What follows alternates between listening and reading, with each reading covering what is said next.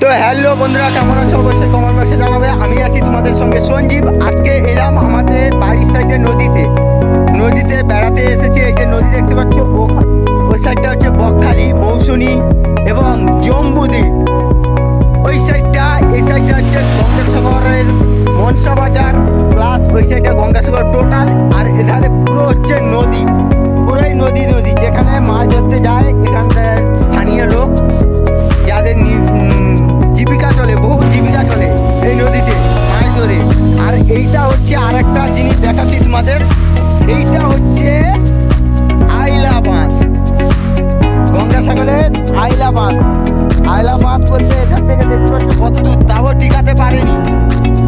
ওই সাইডটা পুরো নেই, ও পাশে আমাদের বাড়ি ঘর আছে। আমরা গঙ্গাসাগরের ছেলে, আমি মনসাবাজার বাড়ি আমার। এই সাইডটা দেখতে পাচ্ছ আইলা বাঁধ এইভাবে তৈরি করেছিল, ওই সাইডটারই, কিন্তু বর্তমান নেই, সব জলে দিয়ে চলে আছে। তবে এর থেকে ভালো ভিডিও পরের বারে আসতে চলেছে।